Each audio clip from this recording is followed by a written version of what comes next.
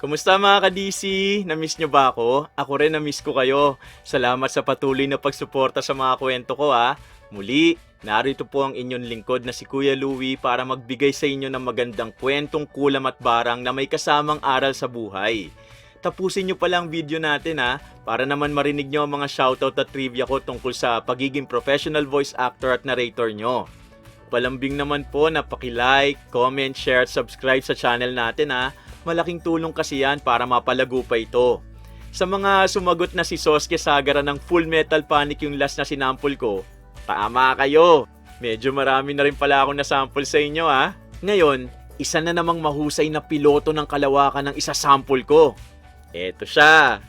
O, kilala nyo ba? O, sige, sample tayo ha. Kira, gagawin natin to para mailigtas natin ang sangkatauhan. Oh, yung iba sa inyo siguro nakikilala siya. Sa anime series na kinabibilangan niya, nakikipagdigmaan siya mula sa himpapawid sa pagitan ng coordinators at naturals. Ayan ha, may clue na kayo ha. Aabangan ko ang comment nyo kung sino siya. Oh, bago natin simulan ng kwento, may mga kwentong kulam at barang ba kayo? Pwede nyo bang i-share sa amin sa comment section at kung ayos lang sa inyo, ibabahagi natin ang kwento nyo dito mismo sa channel natin. O paano? Huwag na natin patagalin. Simulan na natin ang kwento. Ate Celine, ano nangyayari? Bakit ka inaaway ng mga babaeng yun? Bakit galit na galit sila habang dinuduro ka? Hay nako, wag mo nang pansinin yung dalawang yun. Kung ano-anong kwento na naman ang inimbento nila tungkol sa akin kahit wala naman akong ginagawa. Napahinto si Jessica nang makita ang dalawang babaeng papalayo habang masama pa rin ang tingin kay Celine. Kahit hindi niya narinig ang buong pagtatalo, halatang galit na galit ang dalawa. Naiwan namang nakatayo ang kanyang hipag sa gilid ng kalsada habang hawak ang bilao ng banana cue. Dahil kilala niya itong masipag at araw-araw naghahanap buhay para sa kanilang mag-asawa, agad siyang nag-alala sa nangyari. Hindi naman siguro sila magwawala ng ganun kung wala silang dahilan. Yan nga ang problema kapag mabait ka sa tao. Kapag maayos ka makitungo, kung ano-ano na agad ang binibintang nila sa'yo. Pero ano ba talagang sinabi nila? Kanina kasi parang gusto ka na nilang patayin sa sobrang galit. Ay nako, nilalandi ko raw ang mga asawa nila sa construction site kung saan ako naglalako. Akalain mo yon? Nagtitinda lang naman ako doon. Ang sama na ng mga iniisip nila. Ano? Grabe naman yon. Bakit hindi mo pinagtanggol ang sarili mo kung alam mong wala ka namang ginagawang masama? Napailing si Celine habang inaayos ang pagkakahawak sa kanyang bilao. Halatang hindi pa rin ito makapaniwala sa nangyari. Samantala, si Jessica naman nakaramdam ng awa sa kanyang hipag. Ilang taon na rin kasi niyang nakikitang nagsisikap ito para buhayin ang kanilang maliit na pamilya. Kaya nahihirapan siyang isipin na magagawa nito ang mga ibinibintang ng ibang tao. Hindi nga ako makapaniwala na pati simpleng pakikipag-usap ko sa mga bumibili, binibigyan nila ng ibang kahulugan. Baka nagsiselos lang sila dahil mas madalas kang nakakasalamuha ng mga tao sa trabaho mo araw-araw.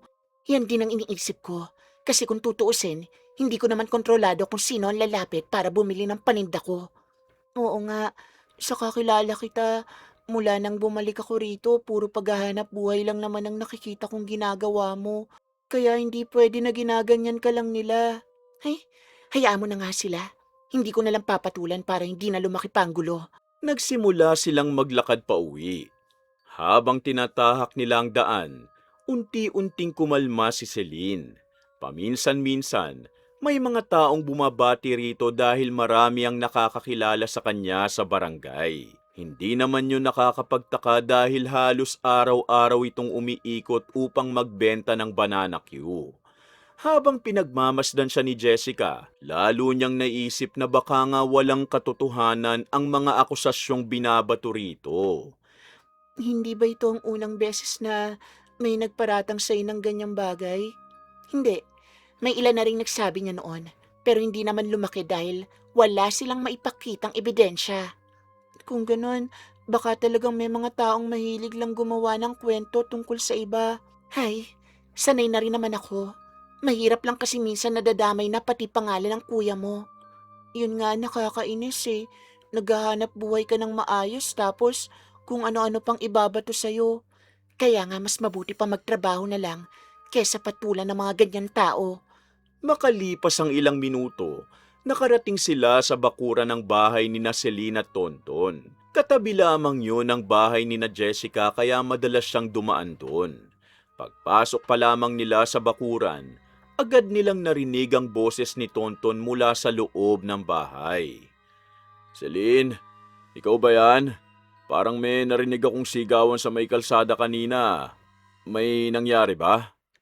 Kuya, kasi may dalawang babae na, wala yon. May nagtatalo lang sa may kanto kaya medyo maingay. Huwag mo nang isipin at baka mag-alala ka pa. Sigurado ka bang wala talagang problema? Parang malapit lang kasi yung narinig kong kaguluhan eh. Oo naman, kung may problema sasabihin ko rin naman agad sa'yo. Napatingin si Jessica sa kanyang hipag. Halatang ayaw nitong malaman ni Tonton ang nangyari. Ngunit hindi niya yon binigyan ng masamang kahulugan. Sa isip niya, baka ayaw lamang nitong dagdagan pa ang mga iniisip ng kanyang kuya.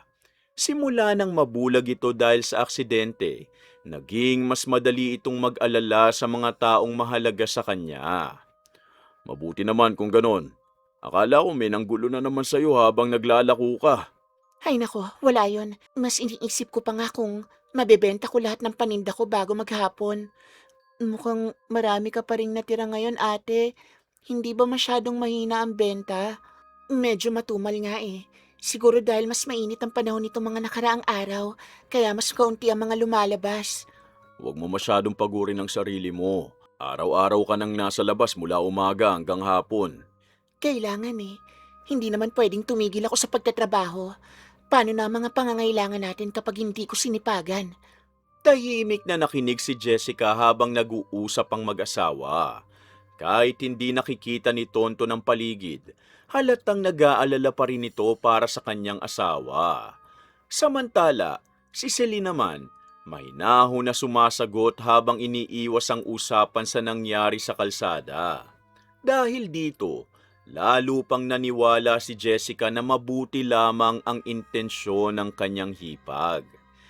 Ate, tulungan na kitang ipasok yung mga natira mong paninda para makapahinga ka na rin. Salamat.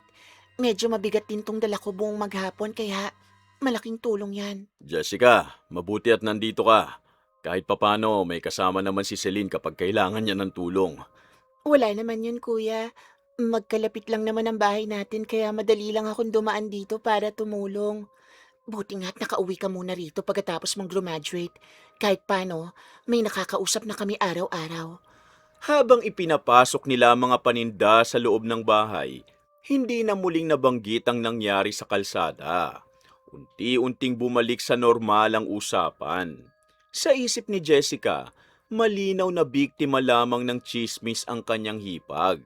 Hindi niya alam na ang eksenang nasaksihan niya nung araw na yun ang magiging simula ng mga bagay na unti-unting magbabago sa kanyang pananaw tungkol kay Celine. Nang sumunod na araw, Ate Celine, ang dami mong dala ngayon Hindi ka ba nabibigatan dyan? Ay, sanay na ako. Pero aaminin ko, mabigat ngayon dahil marami akong nilutong banana Q at kamote Q para mas malaki sana ang kita. Kung gusto mo, ako na muna magbubuhat ng isa. Wala naman akong ginagawa dito sa bahay at mas mabuti nang makatulong ako kahit papano. Sigurado ka ba? Baka mamaya sumakit na naman ang katawan mo. Hindi biro ang maglakad ng matagal habang may bitbit na paninda. Ayos lang yon. Mas bata naman ako sa'yo at nakakahiya rin na pinapanood lang kitang nahihirapan habang wala akong ginagawa. napangiti si Celine at ibinigay ang isang basket kay Jessica. Mula noon, sabay na silang naglakad sa iba't ibang bahagi ng barangay upang magbenta. Paminsan-minsan may bumibili at habang tumatagal, lalo ring nauunawaan ni Jessica kung gaano kahirap ang trabaho ng kanyang hipag. Ilang oras pa lamang silang naglalakad ngunit ramdam na niya ang pagod sa kanyang mga paa. Kita mo na ngayon kung bakit pag-uwi ko sa bahay, halos gusto ko nalang humiga hanggang gabi dahil sa pagod. Oo nga eh, akala ko dati madali lang ang magtinda basta may paninda ka, pero mali pala talaga ako. Minsan nga, hindi pa sapat ang buong araw na pagod para kumita ng maayos, lalo na pag matumal ang bentahan. Mas lalo tuloy akong mahanga sa'yo dahil araw-araw mo tong ginagawa para kay Kuya Tonton. Nako, wala naman akong choice. Kailangan may kumayod para may pambili kami ng pagkain at pambayad sa mga gastusin. Nagpatuloy sila sa paglalakad hanggang makarating sa isang bahagi ng barangay na hindi madalas puntahan ni Jessica. Napansin niya ang isang lumang bahay na yari sa kahoy. Bagaman matibay pa ang pagkakatayo nito, halatang matagal na itong naroon. Sa harap ng bahay, may lalaking nakaupo habang nakatingin sa kanilang direksyon. Hindi nagustuhan ni Jessica ang paraan ng pagtitig nito dahil para bang matagal na nitong hinihintay ang pagdaan nila. Nako, parang nauuhaw na talaga ako. Kanina pa tuyo ang lalamunan ko sa kakasigaw. Konting tiis na lang siguro ate. Baka may madaanan tayong tindahan sa susunod na kanto. Hindi na yata kaya eh. Hihingi lang ako ng tubig dun sa bahay na yun para makainom sandali ha. Sigurado ka ba? Hindi naman natin kilalang tao sa loob ng bahay na yan ha. Ayos lang yon. Mabait naman yan at ilang beses ko na rin nakikita habang naglalako ako rito. Lumapit si Celine sa bahay at humingi ng tubig. Mula sa kinatatayuan ni Jessica, narinig niyang inalok agad ng lalaki ang kanyang hipag na pumasok sa loob upang kumuha ng maiinom.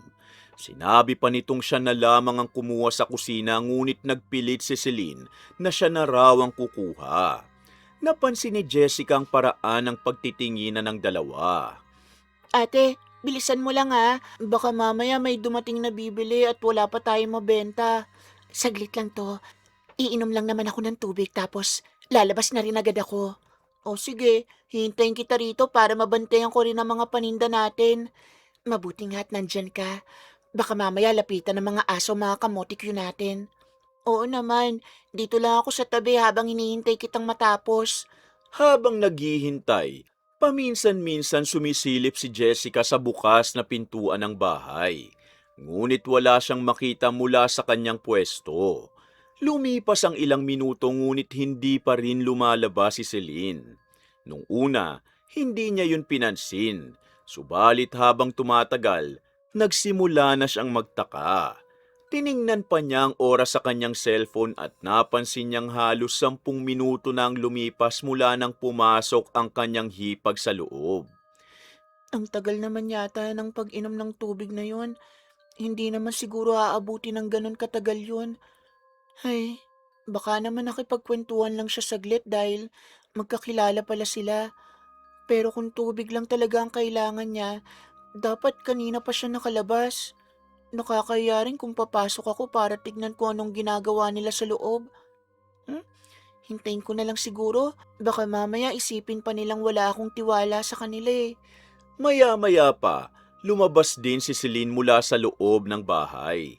Napansin agad ni Jessica na pinagpapawisan ito kahit hindi naman ganun kainit sa loob ng bakuran. Bahagyaring magulong buhok nito kumpara nung pumasok. Subalit mabilis nang umiti ang kanyang hipag at muling hinawakan ang basket ng paninda na para bang walang nangyari. Ate, bakit ang tagal mo naman sa loob? Akala ko tubig lang ang kukunin mo kaya nagtataka na talaga ako. Ay nako, napahaba lang ang usapan namin. Pinakita kasi niya yung mga isdang inaalagaan niya sa loob ng bahay. Talaga? Kaya pala halos 10 minuto kang nawala habang ako naghihintay dito sa labas. Oo, ang dami kasi niyang alagang isda at medyo naaliw akong tingnan lahat ng mga yon. Akala ko kung ano na nangyari dahil kanina pa ako nag-aabang dito sa bakuran eh. Hindi na nagtanong pa si Jessica.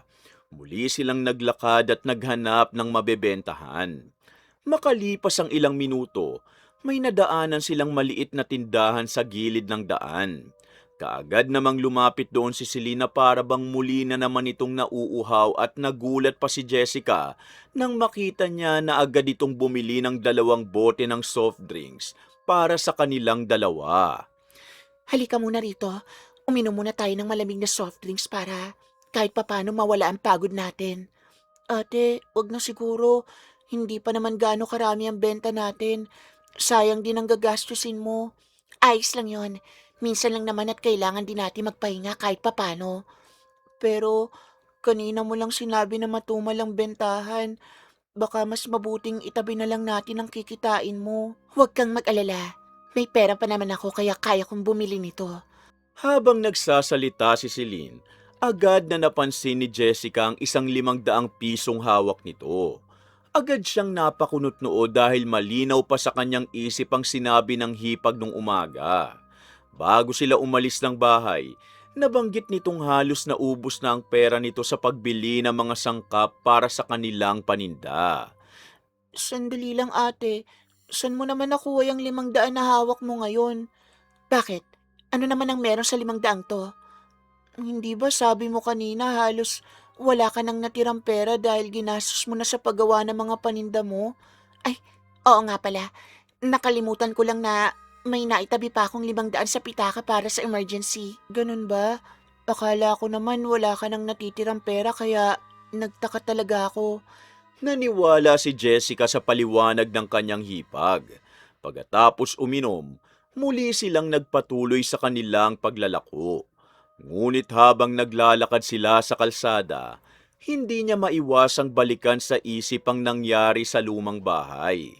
Hindi man yun pinagtuunan ng pansin, nanatili sa kanyang alaalang matagal na pananatili ni Celine sa loob at ang 500 pisong bigla nitong inilabas matapos silang umalis doon.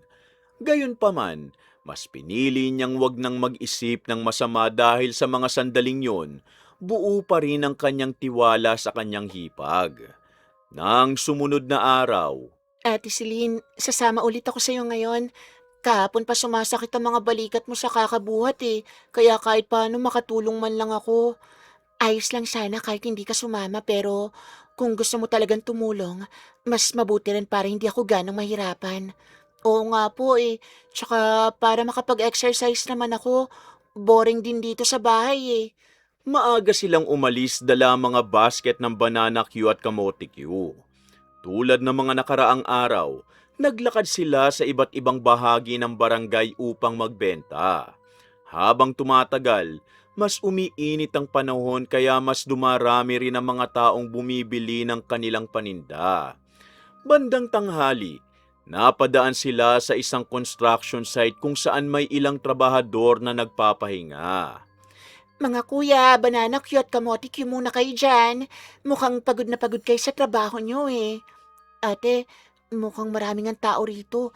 Baka mabilis nating maubos ang paninda natin. Sana nga, kapag mabilis maubos to, maaga rin tayong makakauwi mamaya. Mukhang paborito ka yata ng mga bumibili rito dahil halos lahat nakangiti paglapit mo. Siyempre, mas masarap bumili kapag masayang nagtitinda kesa nakasimangot buong araw. Ilang lalaki ang bumili ng paninda. Habang inaabot ni Celine ang mga pagkain, madalas itong magbiro at tumawa kasama ng mga trabahador. Nung una, wala namang kakaiba para kay Jessica. Ngunit nang mapansin niyang masyadong masaya ang pakikipag-usap ng kanyang hipag sa ilang mga lalaki, hindi niya maiwasang mapatingin ng ilang beses. Nako kuya, halos araw-araw ka nang bumibili. Baka naman banalak yun na lang ang dahilan mo para makita ko. Ate, ang kulit mo naman magsalita. Baka mamaya seryosohin ka ng mga yan. Aba, biro lang naman yun oh. Tignan mo nga't natatawa pa sila. Hindi rin kasi ako sanay marinig sa yung mga ganyang biro ate. Negosyo yan. Mas mabenta kapag marunong ka makisama sa customer. Hindi na nagsalita si Jessica. Nagpatuloy lamang siya sa pag-aabot ng paninda habang si Celine naman patuloy sa pakikipagkwentuhan. Makalipas ang ilang minuto, may isa pang lalaking lumapit upang bumili. Napansin ni Jessica na kilala yata ito ng kanyang hipag dahil agad silang nagtawanan pagkaharap pa lamang. Aba kuya, mukhang pumogi ka yata lalo ngayon. Baka naman may sikreto kang hindi mo sinasabi sa amin. Uy, ate, bakit? Masama ba maging mabait sa tao? Kaya nga sila bumibili lagi dahil maganda ang pakikitungo ko. Wala naman akong sinabing masama ate. Ako kasi ang naiilang eh. Hay nako, masyado ka lang seryoso. Dapat, marunong ka rin makipagbiruan paminsan-minsan. Nagpatuloy ang bentahan hanggang sa maubos ang karamihan sa kanilang dala. Nang magpasya silang umalis sa construction site, napansin ni Jessica na may ilang babaeng nakatingin sa kanilang direksyon. Nang dumaan sila malapit sa mga ito, agad namang tumahimik ang mga babae ngunit halatang hindi maganda ang tingin nila kay Celine. Ate, parang hindi yata magandang tingin ng mga babae sa'yo kanina, oh. Hayaan mo na sila. Hindi naman mawawala ang mga taong mahilig manghusga kahit wala silang alam. Sila rin ba yung mga babaeng katulad nung nang-away sa'yo dati? Siguro, iisa lang naman ang ugali ng mga ganyan tao. Mahilig gumawa ng kwento tungkol sa iba. Ganun ba? Nakakapagtaka lang kasi parang marami talagang may sama ng loob sa'yo. Hindi agad sumagot si Celine. Nagpatuloy lamang ito sa paglalakad habang hawak ang basket ng natitirang paninda. Maya-maya, may nadaanan silang maliit na tindahan kaya huminto muna sila upang bumili ng maiinom. Habang nagpapahinga, muling bumalik sa isip ni Jessica ang mga eksenang nakita niya sa construction site. Oh, bakit parang tahimik ka yata bigla? Anong iniisip mo? May iniisip lang ako. Medyo nagulat lang siguro ako sa paraan ng pakikipag-usap mo sa mga customer mo. Ayon ba? Akala ko naman kung ano ng problema. Hindi naman yun problema.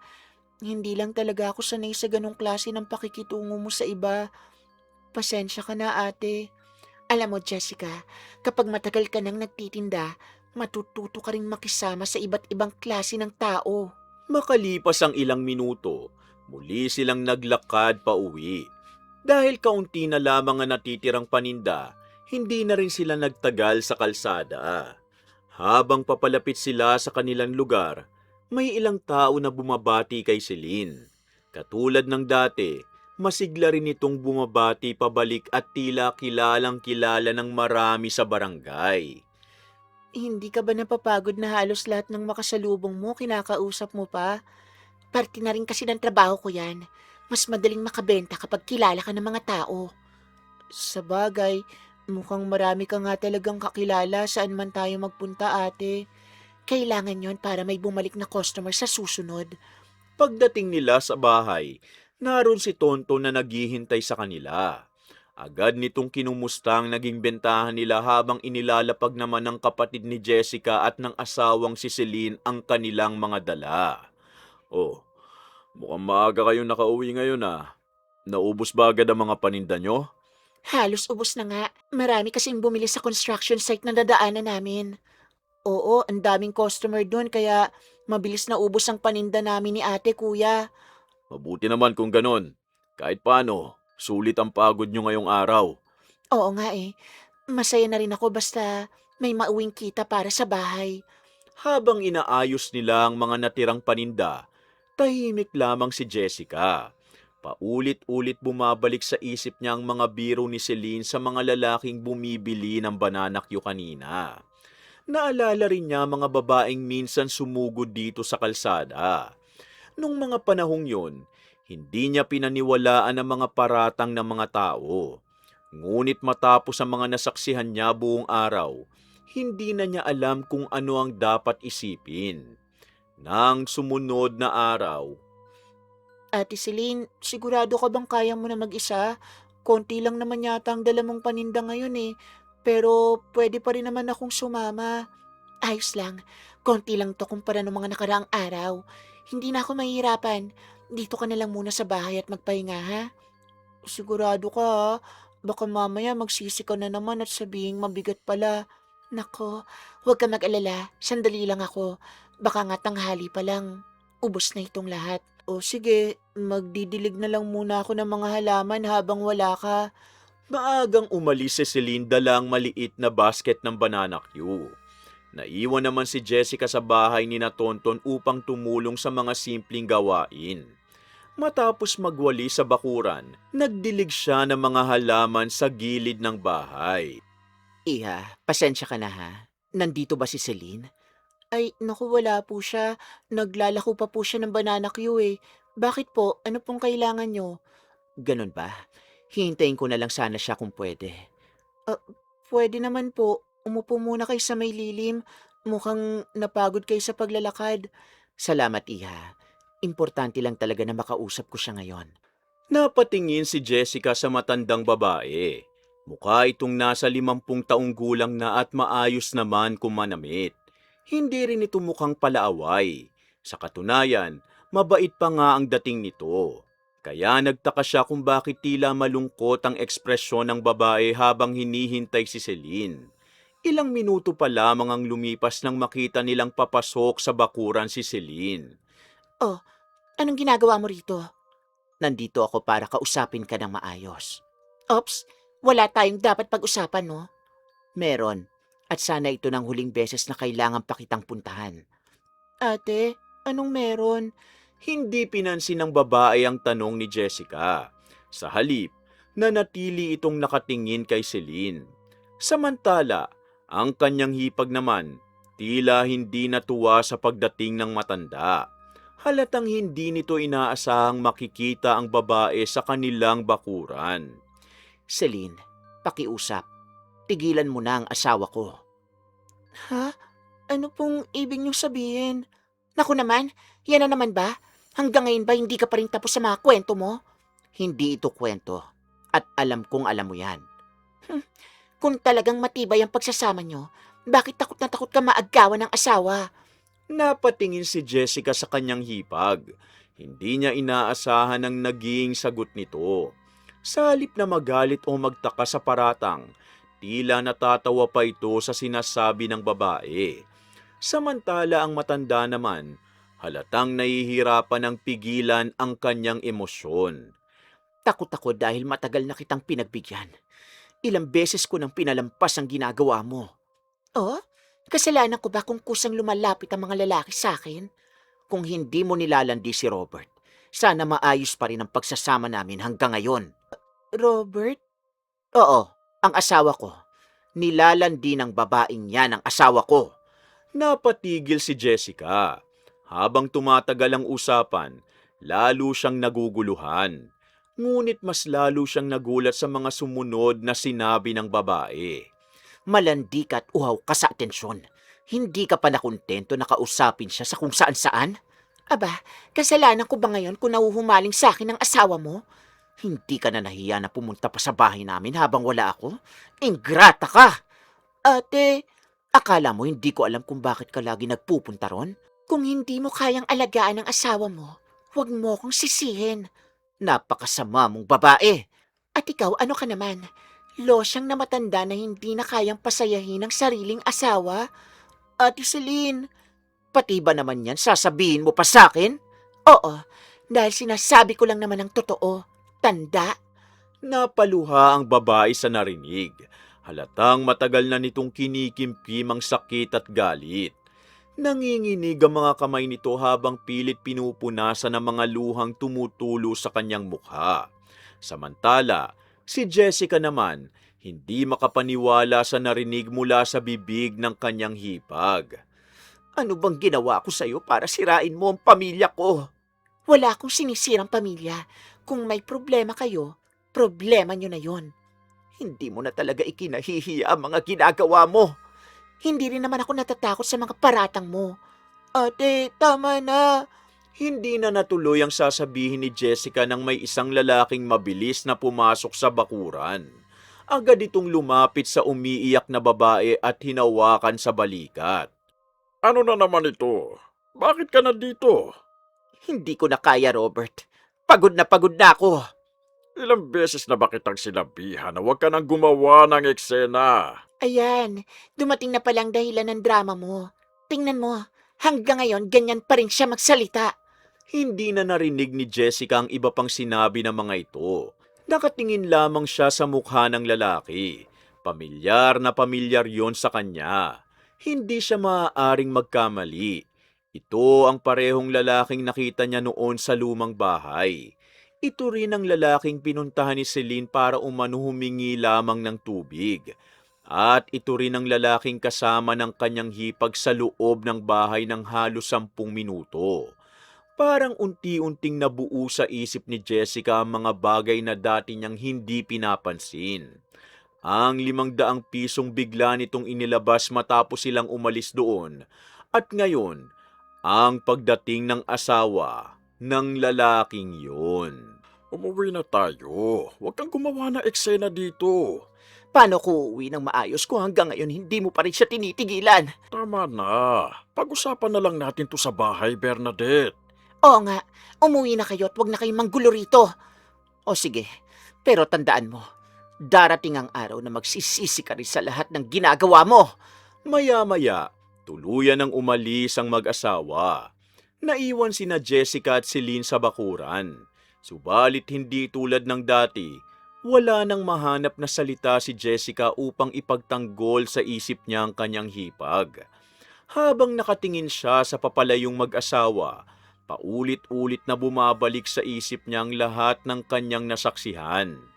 At sa pagkakataong yon, nagsimula siyang maniwala na baka may katotohanan nga lahat ng paratang laban kay Celine. Jessica, Celine, kayo ba yan? Ano ba nangyayari rito sa labas? Nagising ako dahil parang may nagsisigawan. May problema ba? Sino ba yung mga narinig kong boses? Naku, wala yon. May mga taong nagkainitan lang ng ulo sa may kalsada. Napalapit lang siguro rito kaya parang dito nang galing ang ingay. Oo nga kuya, umalis na rin naman sila agad kaya wala ka nang dapat alalahanin pa. Sigurado ba kayo? Parang may umiiyak pa akong narinig kanina kaya napabangon talaga ako eh. Masyado ka lang nag-aalala. Tahimik na ulit ang paligid kaya bumalik ka na muna sa loob at magpahinga. Halika na. Hindi nakita ni Tonto ng mabilis na pagsenyas ni Celine kay Jessica.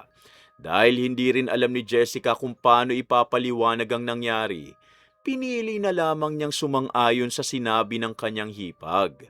Ilang sandali pa, tumango si Tonton bago muling bumalik sa loob ng bahay. Nang makapasok ito, muling bumalik ang katahimikan sa bakuran. Subalit hindi tulad kanina. Alam ni Jessica na hindi siya mapapakali hanggat hindi siya nakakapagtanong. Ate, pwede ba kitang tanungin ng diretsahan? Kanina pa kasi umiikot sa isip ko ang lahat ng nangyari. Hay nako Jessica, huwag mo na ngang isipin yon. Tapos na ang gulat, umalis na rin sila. Pero gusto ko lang maintindihan kung bakit parang kilalang kilala ka nung babae at kung bakit galit na galit siya sa'yo. Totoo ba yung mga paratang niya? Alam mo, hindi lahat ng taong may galit nagsasabi ng totoo. Minsan, naghahanap lang sila ng masisisi sa problema nila. Kaya nga kita tinatanong para marinig ko rin naman ang panig mo. Saglit na natahimik si Celine. Sa halip na sumagot agad, inilapag nito ang basket na hawak sa may gilid ng bahay. Halatang ayaw nitong pahabain pa ang usapan. Samantala, si Jessica naman naghihintay ng malinaw na sagot. Sa unang pagkakataon, hindi na niya kayang basta tanggapin ang anumang paliwanag ng hindi nagtatanong. Alam mo, napapagod na ako sa mga taong mahilig manghusga kahit hindi naman nila alam ang buong kwento. Hindi naman kita hinuhusgahan, ate. Nagtatanong lang ako dahil gusto kong maintindihan na nangyari. Mas mabuti sigurong wag mo nang problemahin ang mga bagay na hindi naman tungkol sa'yo. Oo, alam kong hindi yun tungkol sa akin. Pero dito mismo sa bahay niyo nangyari ang gulo. Bahala ka na kung anong gusto mong isipin. Papasok na muna ako sa loob. Hindi na muling nagsalita si Celine. Mabilis itong tumalikod at dumiretso sa loob ng bahay. Naiwan naman si Jessica sa bakuran habang nakatingin sa pintuan. Kahit gusto pa niyang magtanong, alam niyang wala na siyang mapapala sa pagpipilit. Kinagabihan, doon kumain ng hapunan si Jessica. Si Tonton, abala sa pagkukwento habang si Celine naman, normal na normal ang kilos. Paminsan-minsan sumasagot si Jessica ngunit halatang wala ang isip niya sa usapan. Gayunpaman, pinili niyang wag nang buksan muli ang nangyari sa bakuran upang maiwasan ang panibagong pagtatalo. Jessica, parang napakatahimik mo naman yata ngayong gabi. Wala ka naman sigurong sakit, ano? Wala naman po, kuya. Medyo napagod lang siguro ako kanina kaya gusto ko lang magpahinga. Oo nga, kanina pa yung tahimik. Baka kulang lang sa tulog nitong mga nakaraang araw. Kung ganon, huwag mo nang pilitin ang sarili mo. Maaga ka na lang matulog mamaya. Opo, kuya. Siguro nga, yun lang ang kailangan ko. Matapos ang hapunan, hindi na nagtagal pa si Jessica doon. Umuwi na siya at pumasok na sa kanyang bahay upang magpahinga. Kinabukasan, maaga siyang nagising upang tumulong sa ilang gawaing bahay sa kabila. Habang abala siya sa paglalabas sa likod bahay, wala na sa isip niya ang halos lahat ng nangyari nung nakaraang araw. Sa katunayan, may isang mahalagang bagay pa nga siyang muntik nang makalimutan. Mukhang wala yatang sumalubong sa akin ngayon ah. Kala ko pa naman excited ka sa pagdating ko rito. Naku, Mart, pasensya ka na talaga, ah. Munti ko nang makalimutan na ngayong araw pala ang dating mo. Ayos lang, mukhang marami kang pinagkakaabalahan kaya nawala sa isip mo. Nakakahiya naman. Dapat nga kanina pa kita hinihintay sa may kanto. Kung ganyan ka naman mag-sorry, parang hindi na ako pwedeng magreklamo. Napangiti si Jessica habang mabilis na lumapit sa nobyo. Hawak ni Mart ang isang malaking bag at halatang pagod mula sa mahabang biyahe. Gayunpaman, nakangiti pa rin ito habang kausap siya. Ilang buwan din silang hindi nagkita kaya halatang masaya sila pareho sa muling pagkikita. Maya-maya lamang, narinig ni Tonto ng kanilang usapan at agad ding lumabas ng bahay. Kuya, nandito po si Mart. Mart, yung nobyo mo? Naku, sa wakas nakadalaw ka rin ulit dito sa probinsya. Magandang umaga po, Kuya Tonton. Pasensya na kung ngayon lang ulit ako nakabisita ha. Ayos lang yon. Ang mahalaga, nandito ka na at makakapagpahinga ka na kahit ilang araw. Kanina pa nga ako nahihiya dahil nakalimutan ko ang pagdating niya. Pasensya na talaga, ah. Magtatampo na nga sana ako eh. Kaso lang, napakaganda naman ng babaeng nagsusorry sa akin. Napuno ng tawanan ng bakuran. Ilang sandali pa, lumabas din si Celine mula sa loob ng bahay matapos marinig ang boses ng kanilang bisita. Agad itong napangiti nang makita si Mart. Ay, dumating ka na pala. Akala ko mamaya ka pa darating kaya hindi pa kami nakapaganda ng maayos. Ayos lang po. Mas napaaga lang ng konti ang biyahe kaya nakarating agad ako rito. Tingnan mo nga naman. Ang laki na ng pinagbago mo mula nang huli kang pumunta rito. Mas lalo kang gumwapo. O siya, pumasok ka na sa loob ng makapagpahinga ka naman. Oo nga, magpahinga ka muna bago tayo magkwentuhan. Dito ka muna sa bahay ni na kuya, ha? Alam mo namang bawal ka dun sa bahay ko. Ayos lang, salamat. Mukhang masarap talaga magbakasyon kapag ganito ang pagsalubong. Ganito talaga rito. Sayang nun at isang araw ka lang dito kaya hindi mo nasulit ang magagandang lugar dito. Pumasok silang lahat sa loob ng bahay. Habang nilalagay ni Mart ang kanyang bag sa silid na tutuluyan nito, abala naman sina Tonton at Celine sa pakikipagkwentuhan dito tungkol sa biyahe. Samantala si Jessica, masaya lamang na muli niyang nakasama ang nobyo matapos ang mahabang panahon. Hindi niya alam na sa mga susunod na araw, ang pagdating ni Mart ang magiging simula ng panibagong problema sa pagitan nila ng kanyang hipag. Nang sumunod na araw, Mart, maliligo lang muna ako, ha. Kanina pa kasi ako pawis na pawis sa paglalaba at parang ang lagkit na ng pakiramdam ko. Sige lang, dito lang naman ako sa sala kasama ni Kuya Tonton. ngumiti si Jessica bago tuluyang lumabas ng bahay. Naiwan naman sina Mart at Tonton sa sala. Nakaupo si Tonton sa kanyang paboritong silya habang nakikinig ng balita sa radyo. Paminsan-minsan, may sinasabi ito tungkol sa mga naririnig ngunit madalas, tango lamang ang sinasagot ni Mart. Tahimik ang paligid at wala namang kakaibang nangyayari. Ilang minuto pang lumipas bago lumabas si Celine mula sa kusina. Dumaan ito sa harapan ni Tonton at saka naupo sa bakanting upuan na katabi mismo ni Mart. Mukhang komportable ka na talaga rito sa bahay, ha. Hindi ka na tulad nung dati na parang nahihiya pa kapag... Hindi ka na tulad ng dati na parang nahihiya pa pag may kausap. Matagal na rin naman po kasi kaming magkakilala ni Jessica. Kaya parang pamilya ko na rin kayo kahit papano. Buti naman at ganyan ang tingin mo sa amin. Hindi lahat ng lalaki marunong makisama sa pamilya ng nobya nila. Mahalaga po kasi sa akin si Jessica. Kaya natural lang na gusto ko ring maging maayos ang pakikitungo ko sa mga mahal niya sa buhay. Kaya siguro gustong-gusto ka ni Jessica. Hindi rin naman ako nagtataka kung bakit ikaw ang pinili niya. Bahagyang ngumiti si Mart ngunit hindi na siya nagsalita pa.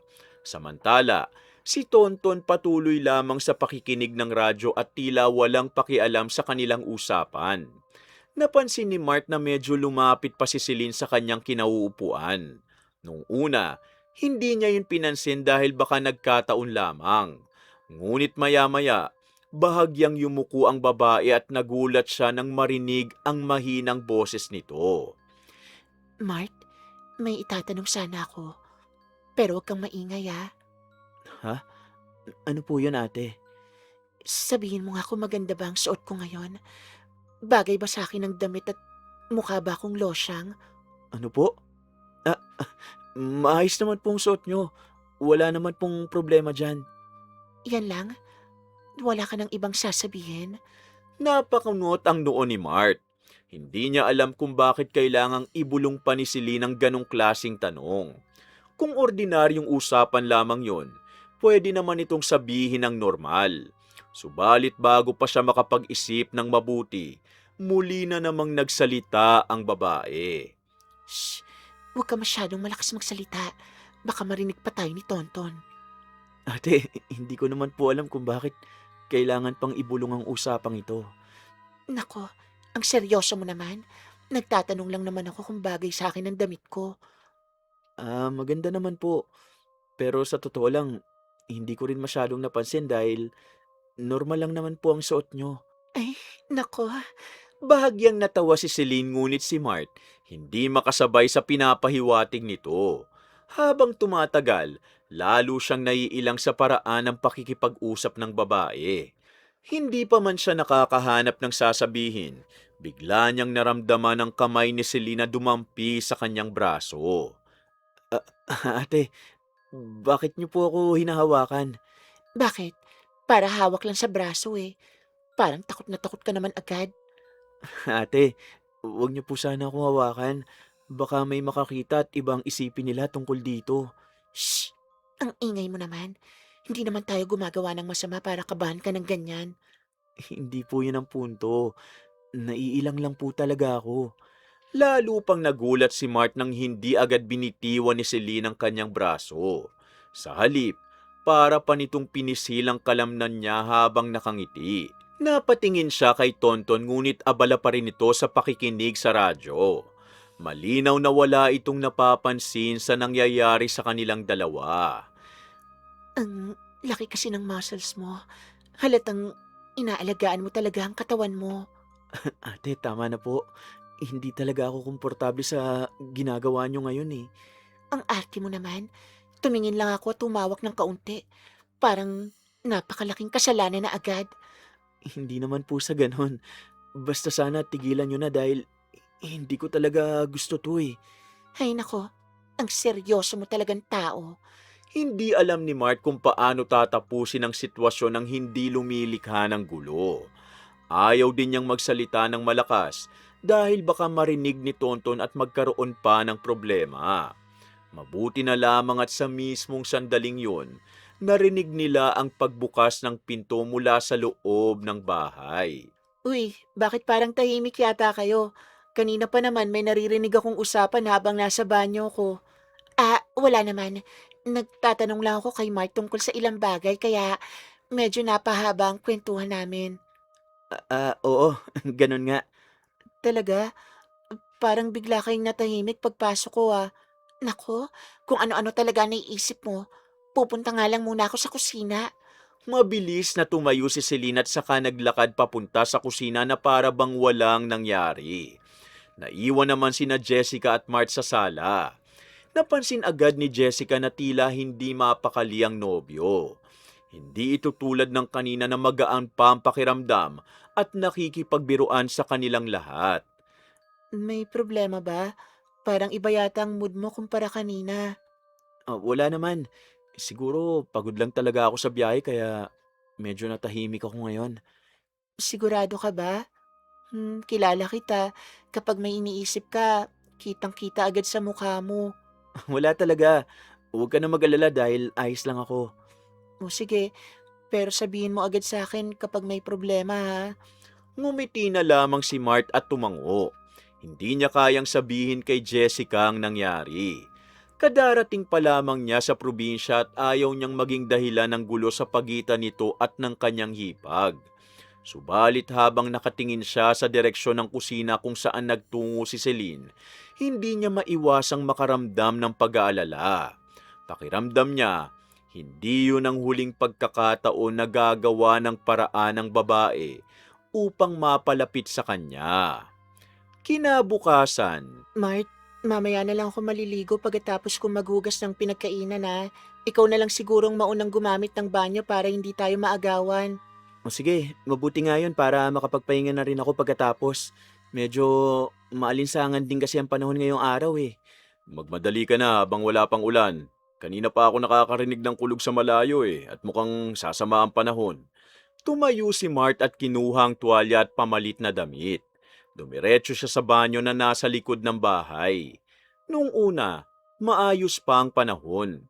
Subalit habang naliligo siya, unti-unting dumilim ang paligid. Maya-maya lamang, bumuhos ang malakas na ulan.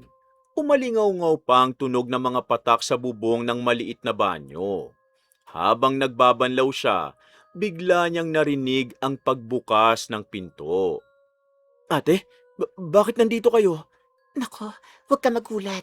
Sumilong lang ako. Nasa taniman kasi ako nang biglang bumuhos ang ulan. Pero ate, nandyan lang naman ang bahay ah. Mas malapit pa nga yung kaysa rito sa banyo. Basang-basa na rin naman ako. Dito na muna ako sandali habang hindi pa humihina ang ulan. Hindi po yata magandang magkasama tayo rito sa loob, lalo na't ganito ang sitwasyon. Napatingin si Mart sa pinto ngunit patuloy pa ring malakas ang ulan sa labas. Samantala, si Celine ay tila walang balak lumayo sa kanya. Sa halip, lalo pa itong lumapit. Dahil maliit lamang ang banyo, halos magkatabi na sila. Nagsimula ng mailang si Mart ngunit pinipilit niyang manatiling kalmado upang hindi makagawa ng eksena. Alam mo, Mart, matagal ko nang gustong sabihin sa iyo ang bagay na to. Ano naman po yun ate? Napakagwapo mo talaga. Hindi ako nagtataka kung bakit baliw na baliw sa'yo si Jessica. Ate, wag naman po kayong ganyan. Baka naririnig tayo ng ibang tao. Ay nako, pati ba naman simpleng papuri kinakaya mo pa? Bahagyang ngumiti si Celine ngunit lalong nailang si Mart. Pakiramdam niya, hindi na normal ang takbo ng usapan. Bago pa siya makasagot, bigla niyang naramdaman ang kamay ng babae sa kanyang dibdib. Napaatras siya ngunit hindi agad bumitaw si Celine. Ate, ano po ba yan? Tigilan niyo na nga po ako. Shh! Huwag ka maingay. Para hawak lang sa dibdib eh. Parang takot na takot ka naman agad. Hindi po tama yan. May asawa po kayo at hipag kayo ni Jessica. Eh ano naman, hindi naman malalaman ng iba kung hindi ka magsasalita. Ate, hindi po ako komportable sa ginagawa niyo. Mas lalo pang uminit ang ulo ni Mart nang marinig ang sumunod na sinabi ni Celine. Halatang hindi biro ang mga salitang lumalabas sa bibig nito.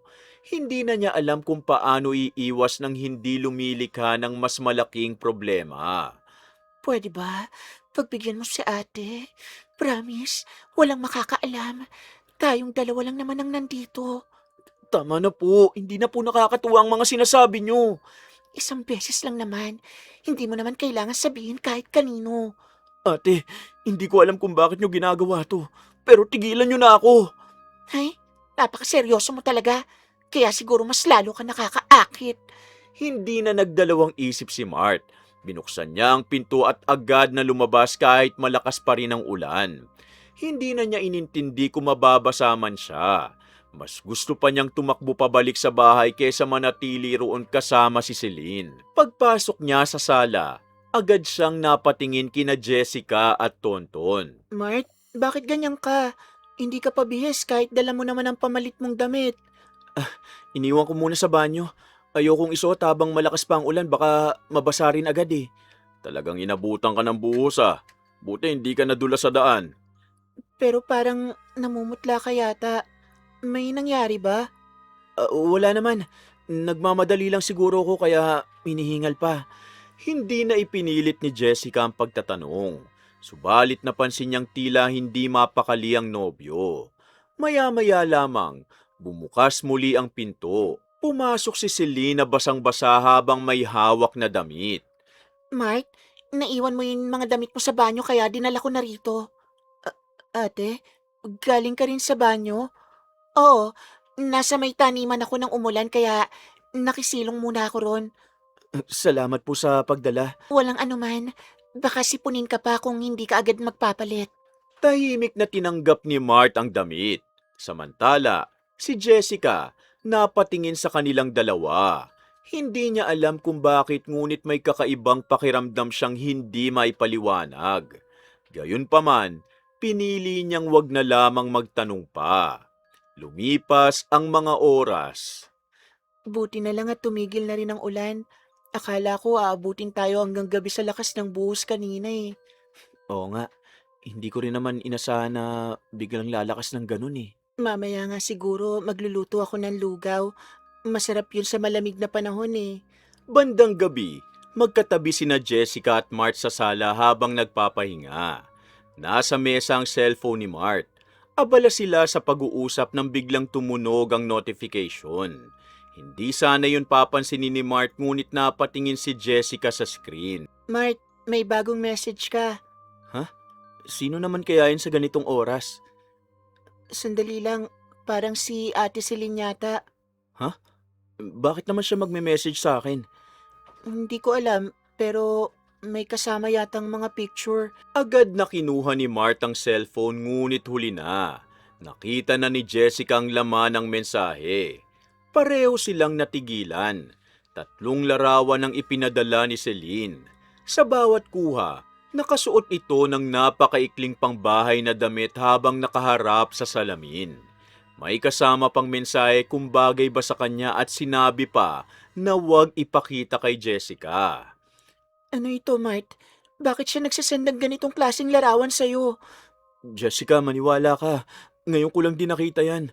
At wala akong hinihinging kahit ano sa kanya. At bakit ikaw ang tinatanong niya tungkol sa suot niya? Hindi naman ikaw ang asawa niya. Yan din ang gusto kong malaman eh. Hindi ko talaga alam kung bakit niya ginawa yan. Hindi na ito normal. Sobra na talaga to. Mahigpit na napahawak si Jessica sa cellphone habang nakatitig sa mga larawang nasa screen. Isa-isang bumalik sa isip niya ang mga bagay na matagal niyang binabaliwala. Sa pagkakataong yun, wala nang natitirang dahilan para ipagtanggol pa ang kanyang hipag. Ang tanging nasa isip niya lang, kumprontahin si Celine at hinga nito ng paliwanag. Ate, pwede ba kita makausap? Sana wag mo nang iwasan ang sasabihin ko dahil hindi ito maliit na bagay. Oh, ano na naman ba yan? Mukhang galit na galit ka yata. Ano bang problema? Problema ko? Ikaw dapat ang tanungin ko. Bakit ka nagsasend ng mga larawan mo kay Mart? Ha? Ano? Anong mga larawan ang sinasabi mo? Nahihibang ka na ba? Ate, nakita namin pareho ni Jessica ang mga pinadala niyo sa cellphone ko kanina eh. Natigilan si Celine ngunit isang saglit lamang yun. Mabilis din itong nabawi ang sarili at agad na umiling. Samantala, si Jessica ay mahigpit pa ring hawak ang cellphone ni Mart. Kanina pa kumukulo ang dugo niya habang iniisip ang mga larawang nakita. Samantalang si Mart naman, tahimik ngunit halatang hindi komportable sa sitwasyon. Nako, ano bang pinagsasasabi nyo? Bakit naman ako magsasend ng larawan ko sa boyfriend ng hipag ko? Huwag mo kong gawin tanga, ate. Nakita namin mismo ang mga mensahe at pangalan mo pa nakalagay. Oo nga, hindi rin naman po ako makapaniwala nung una pero malinaw naman kung sino nagpadala eh. Nako, porket pangalan ko nakita nyo, ako na agad? Ang dali nyo naman yata maniwala sa kung ano nakikita nyo. Ate, 3 larawan yun. 3 larawan! Lalong tumaas ang boses ni Jessica. Hindi na niya kayang pigilan ang galit na ilang araw nang naiipon sa loob niya. Bumalik sa isip niya ang lahat ng napansin niya kay Celine mula nang dumating si Mart. Ang madalas nitong pagpapansin, ang mga dahilan para makalapit sa kanyang nobyo, At ngayon, ang mga larawang ipinadala nito. Jessica, mag-isip ka nga ng mabuti. Bakit ko gagawin yan? Ano bang mapapala ko? Ako pa talaga ang tatanungin mo. Ikaw dapat ang magpaliwanag kung bakit mo ginagawa ang mga bagay na to. Ate, kanina pa po namin sinusubukang intindihin eh. Pero wala po talaga kaming ibang maisip. Hindi kasi ako nag-send nun. Ilang beses ko bang sasabihin? Tama na ang pagsisinungaling mo, ate. Huling-huli ka na nga, tinatanggi mo pa. Habang nagpapatuloy ang pagtatalo, hindi nila napansin na nagising na pala si Tonton sa loob ng silid. Narinig nito ang malalakas na boses kaya agad itong lumabas upang alamin ang nangyayari. Ano ba nangyayari dito? Bakit parang nag-aaway kayong lahat? Tonton, buti naman at nandito ka na. Sabihin mo nga sa kapatid mo na tumigil na sa mga paratang niya. Kuya, hindi ito paratang. May ebidensya kami, oh. Sandali nga. Isa-isa kayong magsalita dahil wala akong maintindihan. Kuya, may mga mensaheng ipinadala si Ate Celine sa cellphone ko. Natahimik si Tonton. Agad naman siyang napalingon sa direksyon ng boses ni Mart. Samantala, si Celine, mabilis na lumapit sa asawa at hinawakan ito sa braso. O ayan, naririnig mo ba? Pati si Mart sumasama na sa mga akusasyon nila sa akin. Kuya, nakita namin mismo ang mga larawan. Hindi namin to iniimbento. Anong mga larawan ba ang sinasabi mo, Jessica? Mga larawan ni ate na ipinadala niya kay Mart. Mga malalaswang larawan. Hindi nga ako yon. Pero ate, Tonton, pag-isipan mo nga. Paano ako makakapagsend ng mga larawan kay Mart? Eh, hindi naman kami friends sa Facebook. Yan lang. Hindi ibig sabihin nun na imposible na. Aba, ikaw na rin ang nagsabi. Hindi mo rin naman alam kung paano nangyari. pero malinaw po kung kanino galing na account. At sigurado ba kayong hindi peking account yon? Ate, Lalong nag-init ang ulo ni Jessica. Kitang-kita niya kung paano pilit na binabaluktot ni Celine ang usapan. Subalit ang mas masakit para sa kanya, ang katahimikan ni Tonton. Dahil hindi nito nakikita ang mga larawan, wala itong paraan upang masuri ang sitwasyon. Jessica, sigurado ka bang si Celine talaga nag-send nun? kuya, bakit parang ako pa ang pinagdududahan mo ngayon? Hindi kita pinagdududahan. Gusto ko lang maintindihan ang nangyayari. Kung nakikita mo lang sana ang nakita namin, hindi mo na itatanong yan. Kuya, ayoko sanang makisali sa away ng pamilya nyo. Pero hindi na rin tama ang nangyayari. Simula nang dumating ako rito, ilang beses na akong nailagay sa alanganing sitwasyon. At ano na naman yung iniimbento mo? Hindi ako nag-iimbento. Alam mo kung anong ibig kong sabihin. Mark, Saglit na natahimik ang buong sala. Subalit sa halip na magtanong pa, biglang nagbago ang tono ng boses ni Tonton. Halatang nasasaktan ito sa mga naririnig tungkol sa kanyang asawa. Alam mo, Mark, kanina pa ako nakikinig sa mga sinasabi nyo. Hindi ko man nakikita ang mga larawan na sinasabi nyo. Kilalang kilala ko ang asawa ko. kuya, hindi namin ito iniimbento. Saka, naalala ko na may pumunta rito. At bakit ko naman iisipin na nagsisinungaling ang asawa ko? Pagkatapos ng lahat ng sakripisyong ginawa niya para sa akin? Pero hindi ibig sabihin na mabuti siyang asawa sa'yo. Hindi na siya pwedeng magkamali, kuya. Tama na, Jessica! Mula nang mabulag ako, si Celine lang ang nandyan para sa akin. Siyang bumuhay sa akin. Siya ang kumayod para may makain kami araw-araw. Kuya, hindi ko po minamalit ang mga ginagawa niya pero... Pero ano? Pagkatapos kayong patuloy sa bahay na to, ito pa ang isusukli nyo? Ang pagbintangan ng asawa ko ng mga bagay na hindi ko naman naririnig na napapatunayan nyo? Kuya, may ebidensya kami. Hindi mo lang nakikita kasi bulag ka. Pero sana kahit hindi mo nakikita, pakinggan mo ang gusto kong sabihin. Kahit ano pang sabihin nyo, mas pipiliin kong maniwala sa asawa ko kesa sa mga paratang nyo. Tonton, hayaan mo na. Baka galit lang talaga sila sa akin. Hindi. Kung hindi kayo komportable rito, wala namang pumipigil sa inyong umalis. Kuya, pinapaalis mo kami? Ayoko ng gulo sa bahay ko. At ayokong araw-araw marinig na binabastos at pinagbibintangan nyo ang asawa ko. Kung ganun, aalis na lang po ako. Mas mabuti pa nga siguro yon. Halika na, Mart. Wala na tayong magagawa rito. Sana kapag kumalma na kayong dalawa, maisip nyo rin kung gaano kabigat ang mga binibintang nyo sa isang taong buong buhay na nagsasakripisyo para sa pamilya niya. Hindi na sumagot si Jessica. Tahimik niyang kinuha ang cellphone at tinulungan si Mart na ligpitin ang mga gamit nito. Habang papalabas sila ng bahay, ramdam niya ang sakit sa dibdib. Hindi dahil sa pagtatanggol ni Celine sa sarili nito, kundi dahil ang mismong kuya niya ang kusang nagtaboy sa kanila palabas. Hindi ko pa rin matanggap ang nangyari, Mart. Hanggang ngayon naiisip ko pa rin yung mga sinabi ni Kuya bago tayo umalis sa bahay nila. Ay, masakit talaga pakinggan yon. Pero wala na tayong magagawa kung yun ang pinili niyang paniwalaan eh.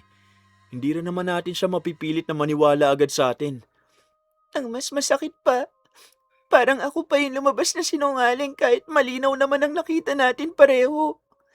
Hindi ko lang talaga inasahan na darating sa puntong kakampihan niya si Ate Celine laban sa akin. Tahimik silang nakaupo sa may terasa ng bahay ni Jessica.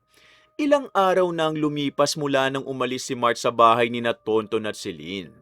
Dahil magkatabi lamang ang dalawang bahay, madalas pa rin silang nagkakasalubong sa labas. Ngunit wala nang nag-uusap. Kapag nakikita ni Jessica ang kanyang kuya at maramdaman nito ang presensya niya, agad itong pumapasok sa loob ng bahay. Ganon din ang ginagawa niya. Unti-unting lumamig ang relasyon nilang magkapatid. Baka balang araw, maintindihan din ni kuya ang lahat. Hindi naman pwedeng habang buhay siyang walang malalaman. Hindi ako sigurado. Masyado niyang mahal at pinagkakatiwalaan ng asawa niya. Naiintindihan ko rin naman siya kung tutuusin. Ang hirap paniwalaan ng isang bagay na hindi mo nakikita. Oo, pero masakit pa rin isipin na mas pinili niyang paniwalaan si ate kaysa sa akin. Hayaan mo na. Darating din ang panahon na lalabas din ang katotohanan. Napabuntong hininga si Jessica. Ayaw na rin niyang paulit-ulit na balikan ang nangyari.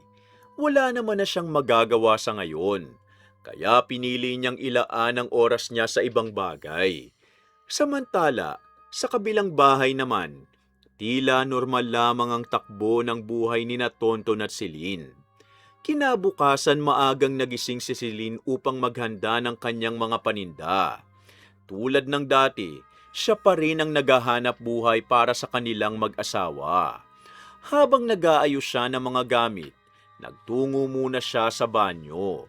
Subalit ilang sandali lamang, natigilan siya sa kanyang nakita. Tonton, halika! Oh, bakit? May nangyari ba? Hindi ko alam kung paano sasabihin, pero parang may kakaiba akong napansin. Anong kakaiba? May masakit ba sa'yo? Parang kulay pula ang ihi ko. Parang dugo. Napakunot noo si Tonton sa narinig. Samantala si Celine naman, hindi pa gaanong kinakabahan. Sa isip niya, baka may simpleng dahilan lamang yun. Hindi rin naman siya nakakaramdam ng anumang sakit kaya hindi niya agad inisip na seryoso ang sitwasyon. Sigurado ka bang dugo yun? Ay, hindi ko rin alam. Basta mapula siya. Kaya nga nagtaka ko. Baka may nakain ka lang na nakakaapekto sa'yo. Yun nga rin ang iniisip ko eh. Kaya hindi muna ako magpapanik. Pero obserbahan mo pa rin ha. Mahirap na kung may sakit ka pala. Tumango lamang si Celine. Pagkatapos noon, ipinagpatuloy niya ang paghahanda ng kanyang paninda. Makalipas ang ilang oras, umalis din siya upang magbenta sa iba't ibang bahagi ng barangay. Kahit papano nawala sa isip niya ang nangyari nung umaga dahil naging abala siya sa trabaho. Bandang tanghali, muli siyang nagtungo sa isang palikuran sa barangay dahil naiihi siya. Subalit nang makita niya muli ang kanyang ihi, nanlamig ang kanyang pakiramdam. Pareho pa rin ang kulay nito. Ano ba naman to? Dapat wala na to ngayon. Pero bakit ganito pa rin? May sakit ba ako? Pero wala naman akong nararamdamang masakit. Eh, bahala na. Mamaya ko na lang ulit iisipin to. Mabilis siyang lumabas ng palikuran at ipinagpatuloy ang kanyang pagtitinda. Ngunit sa buong maghapon, hindi na siya naging ganun kasigla tulad ng dati. Paminsan-minsan, bumabalik sa isip niyang nakita. Kahit pilit niya yung binabaliwala, hindi niya maiwasang mag-alala. Pag-uwi niya sa bahay ng hapon, agad siyang sinalubong ni Tonton. Kumusta? Nawala na ba yung sinasabi mo kaninang umaga? Hindi eh. Ganun pa rin hanggang ngayon. Kung ganun, hindi na maganda yan. Kaya nga medyo kinakabahan na rin ako. Unti-unti nang nabawasan ng kumpiyansa ni Celine. Kanina, iniisip niyang simpleng bagay lamang yun. Subalit habang tumatagal, lalo siyang nag-aalala. Kahit hindi siya nakakaramdam ng sakit, hindi normalang nangyayari sa kanya. Kinagabihan, habang naghahapunan sila, halatang wala sa sarili si Celine. Ilang beses siyang napapatigil sa pagkain dahil sa kakaisip. Napansin naman yun ni Tonton kahit hindi nito nakikita ang ekspresyon ng kanyang asawa. Ayos ka lang ba? Kanina ka patahimik ka. Nag-aalala lang siguro ako. Bukas magpatingin ka na sa doktor para makasiguro kung anong nangyayari sa'yo. Nag-aalala na ako sa'yo eh. Tumango si Celine ngunit hindi pa rin siya mapakali. Nang gabing yun, maaga siyang humiga upang matulog. Subalit kahit anong pilit niya, hindi agad siya dalawin ng antok. Paulit-ulit na bumabalik sa isip niya ang kulay ng kanyang ihi. Makalipas ang ilang oras, bumangon siyang muli upang magtungo sa banyo. Umaasa siyang baka normal na ito pagtingin niya. Subalit nang makita niyang laman ng inidoro, para siyang binuhusan ng malamig na tubig. Mas mapula na ito. Diyos ko, ano ba nangyayari sa akin? Bakit parang lumalala pa? Mabigat ang pakiramdam na bumalik siya sa kanyang higaan. Sa tabi niya, mahimbing nang natutulog si Tonton. Ngunit siya, nanatiling gising habang nakatitig sa kisame. Nakaramdam siya ng takot na hindi niya maipaliwanag. Hindi niya alam kung ano ang dahilan ng kakaibang nararanasan niya. Hindi niya rin alam na yun pa lamang ang simula. Kinabukasan, mag-isang nagtungo si Celine sa klinik upang magpatingin. Ilang oras din siyang sumailalim sa mga pagsusuri at laboratory test.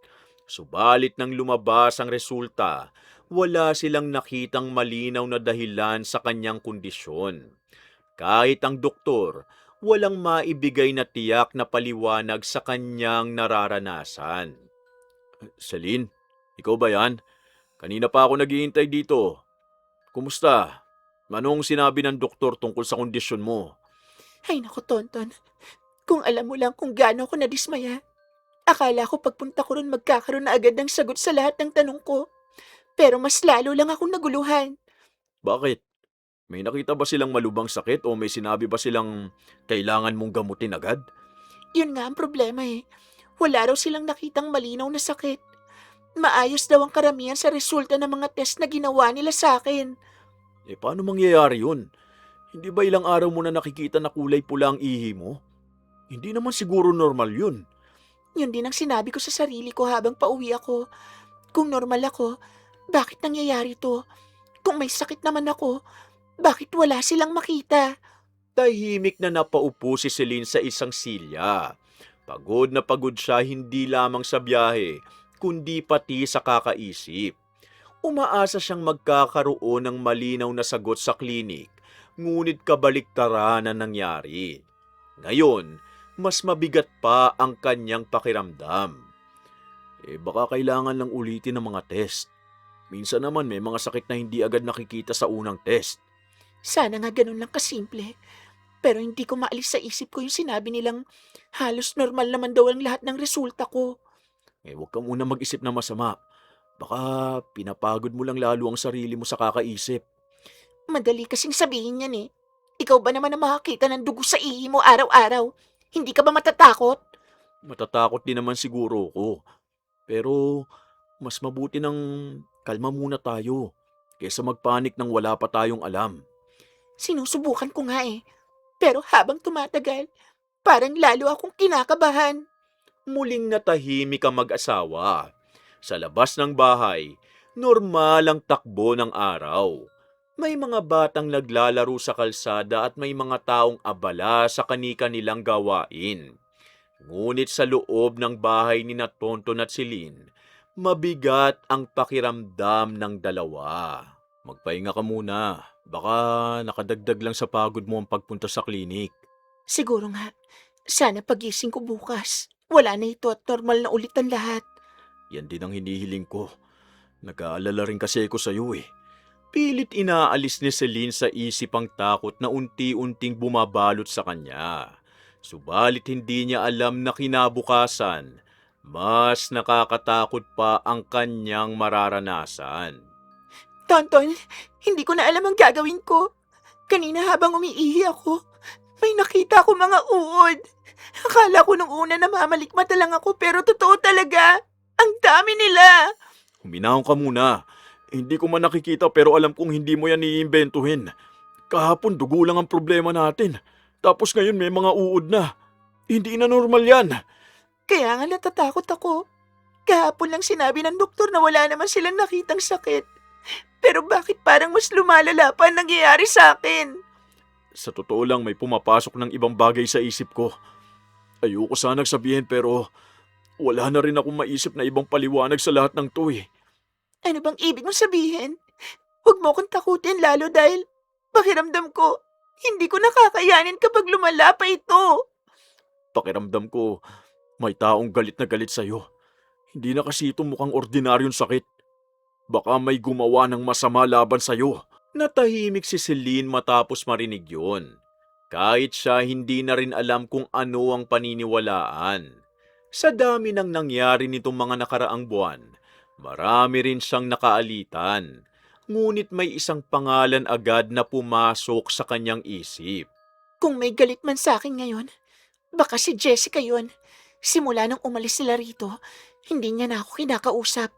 Baka hindi niya ako napatawad. Tama na yung pagbibintang mo sa kapatid ko. Kilala ko si Jessica at alam kong hindi niya gagawin yan kahit gaano pa siya nasaktan. Hindi ko naman sinasabing sigurado ko. Nag-iisip lang ako kung sino maaaring may sama ng loob sa akin. Kung ganon, isipin mo lahat ng taong nasaktan mo. Hindi lang naman si Jessica ang nakaaway mo nitong mga nakaraang buwan. Hindi ko na alam. Basta, gusto ko na matapos to. Maghahanap ako ng albularyo para malaman kung ano talaga ang nangyayari sa akin. Mabilis nang lumabas ng bahay si Celine at naglakad sa kalsada. Subalit hindi pa man siya nakakalayo, nakaramdam na siya ng matinding pagkahilo.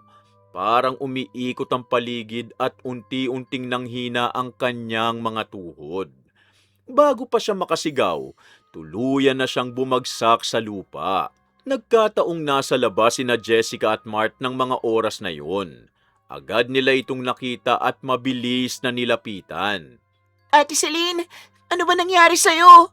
Mart, tulungan mo ko. Wala siyang malay. Buhatin natin siya papasok. Mukhang sobrang hina na ng katawan niya. Bilisan natin bago pa siya mababad sa init.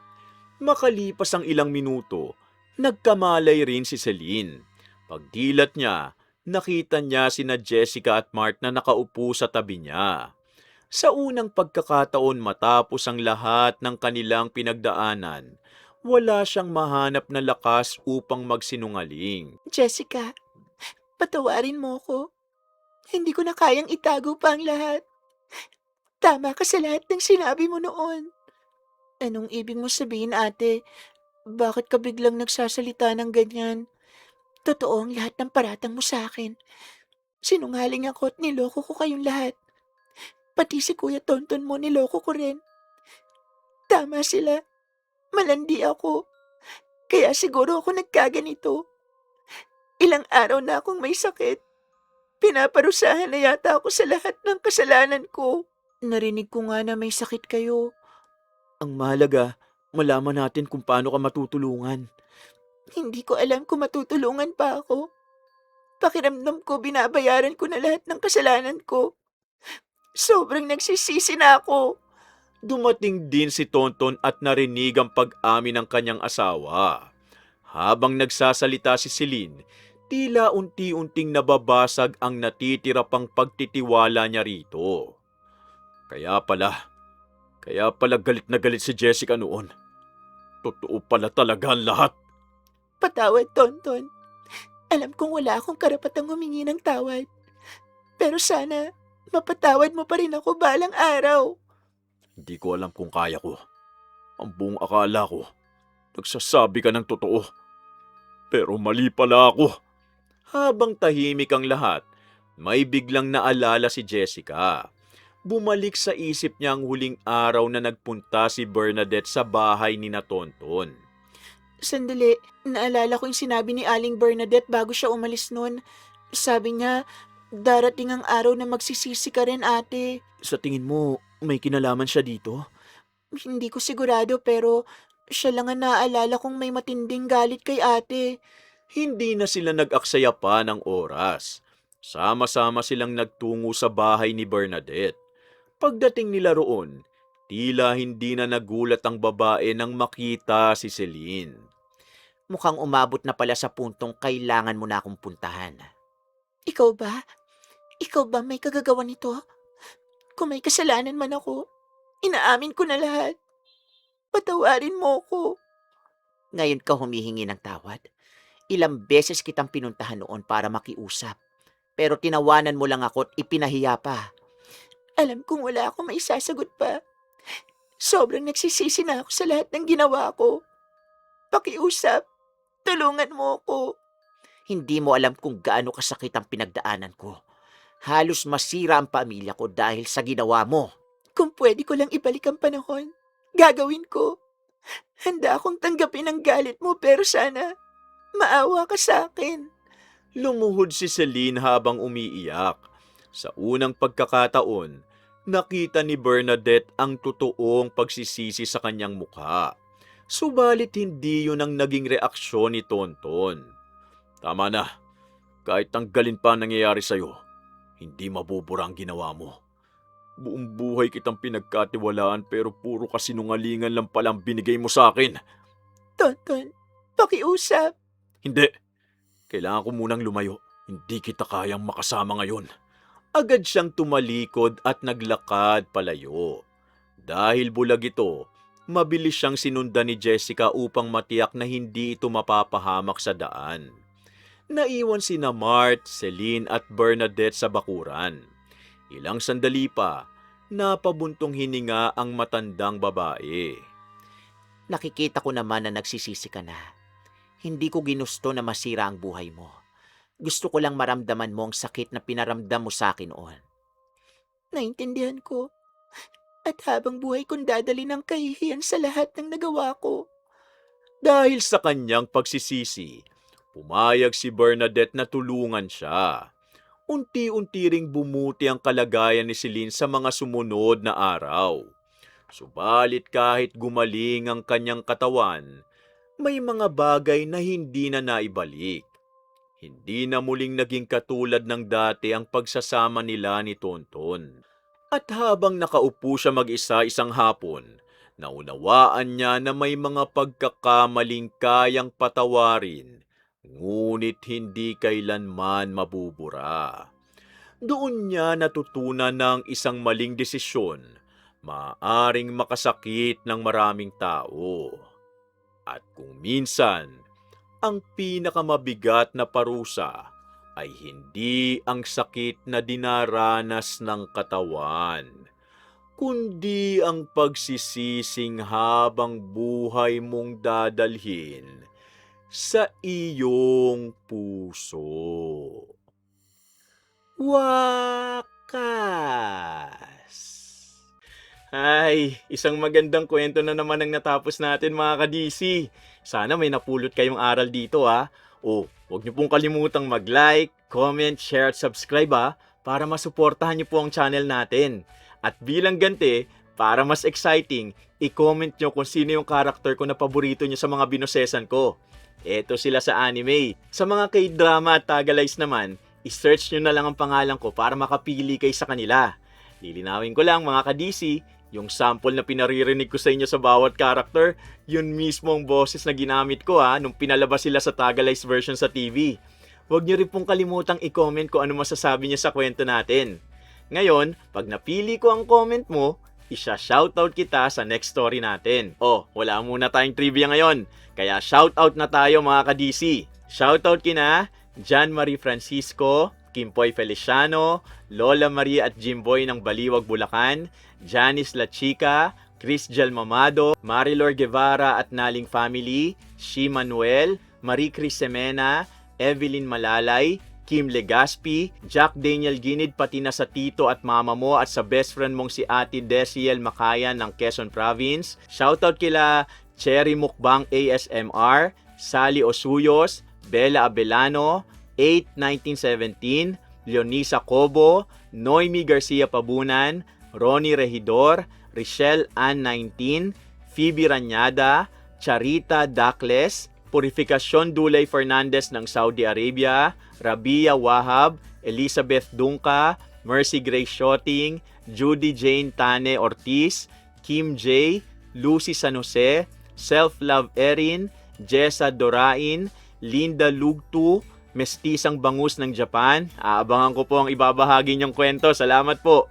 Chris Eco Vlogs, Lydia Lopez, Mary Jane Gasatan, Tess Watanabe at shoutout kina Mama Lauren Boyles ng California, USA, kay Kuya Liam at Bebe Lay ng Quezon City, kina Bombom, Bebe Jam at Jillian ng Sampaloc, Manila, kay Tanod Potpot Mylas, Mamu Lovina at Papa Bong ng Manila, kay Keisha Chua ng Torrance, California. Pasensya na po sa mga hindi ko na siya shoutout ha. Abangan nyo na lang po sa mga susunod na stories natin. Kumusta po sa lahat ng mga kababayan natin na nasa ibang bansa? Mag-iingat po kayo palagi dyan. O paano? Samahan nyo uli ang inyong lingkod na si Kuya Louie sa susunod nating kwento ha. Maraming salamat po at pagpalain tayong lahat ng puong may kapal. Bye!